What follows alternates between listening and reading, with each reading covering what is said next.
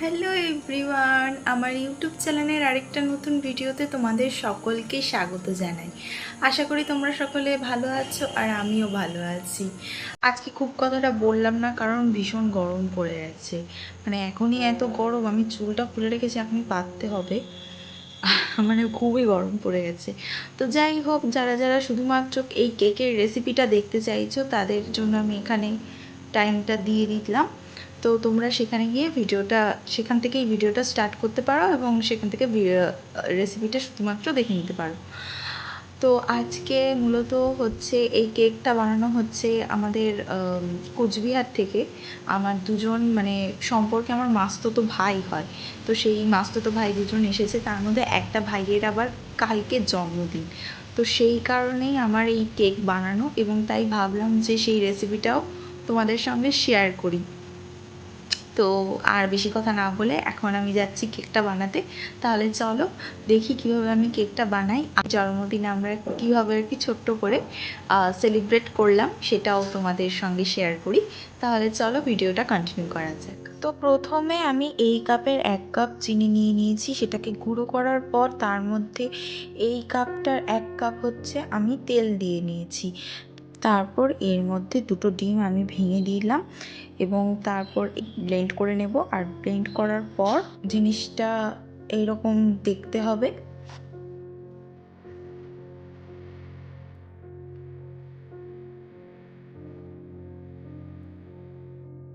এবার এটাকে একটু নাড়াচাড়া করে তারপর হচ্ছে আবার সেই যেই কাপে চিনি নিয়েছি সেই কাপের 1 কাপ ময়দা ফার্স্টে দিয়ে দেব।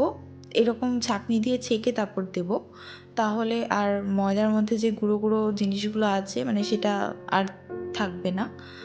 তো এটা আমি ছেঁকে নিলাম। ছেঁকে নেওয়ার পর আলতো হাতে এটাকে মেশাতে হবে।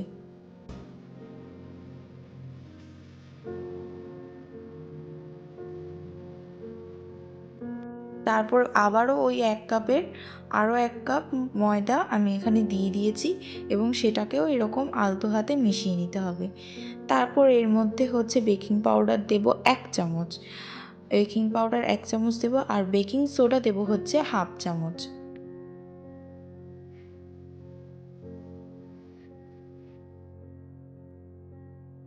আর যেহেতু আমি চকলেট কেক বানাচ্ছি তাই কোকো পাউডার দিলাম। কোকো পাউডার আমি এখানে 1.5 চামচ দিয়েছি, কিন্তু 2 চামচ দিলে ভালো হয়।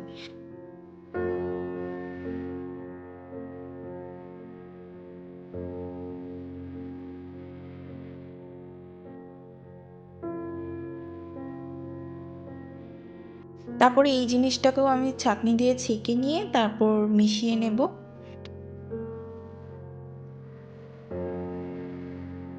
মেশানোর পর জিনিসটা এরকম হবে দেখতে। আর একটু আমার কোকো পাউডার ছিল না বলে এরকম লাগছে। তারপর আমি এখানে 1 চামচ ভ্যানিলা এসেন্স আমি দিয়ে দেব, আর এটাকেও আমি এখন মিশিয়ে নেব।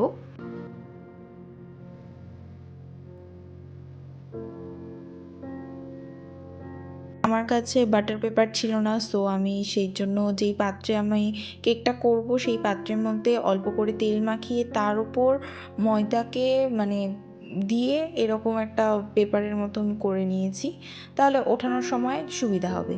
তারপর গ্যাসটাকে 5 মিনিট ফুল আঁচে রেখে তারপর হচ্ছে এরকম একদম মিডিয়াম মিডিয়াম না একদম লো আঁচে করে দিয়েছি।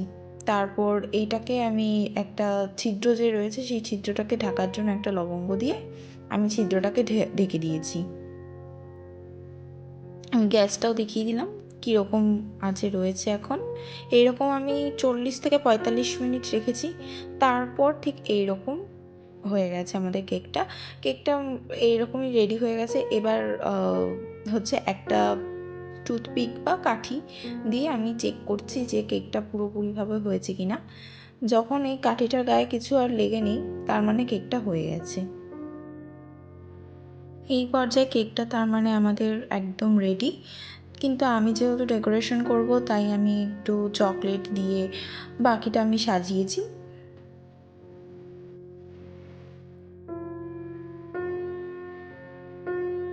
আর যেহেতু ভাইয়ের জন্মদিন বললাম, তো জন্মদিনের দুপুরবেলায় হচ্ছে মা ভাত ভাতই করেছিল, তার মধ্যে 5 রকমের ভাজা, 2 রকমের মাছ, আর ডাল, পায়েস, এগুলো তো ছিলই।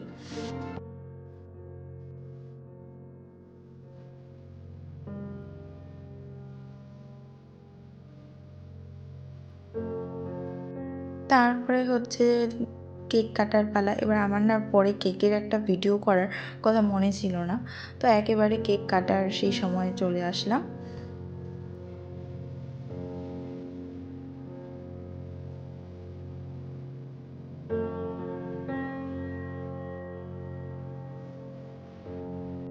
ওদিকে আবার টিভিতে খেলা চলছিল, তাই খেলা দেখছিল ওরা। তো সন্ধ্যাবেলা এরকমভাবেই আমাদের মতন করে আর কি আমরা সেলিব্রেট করেছি। তারপর রাত্রেবেলা বাইরের থেকে বিরিয়ানি কিনে এনেছিল। তো আমার 3 ভাইতে, মানে 2 জন তো মাস্তুতো ভাই আর আমার নিজের ভাই, এরা 3 জনে মিলে বিরিয়ানি খাচ্ছিল। তো সেই সময় আমি একটা ছোট্ট ভিডিও করেছি। তারপর আমি নিজে বিরিয়ানি খাচ্ছিলাম, সেই সময়ও আমি একটা ভিডিও করলাম। তো বিরিয়ানিটা বেশ ভালোই ছিল।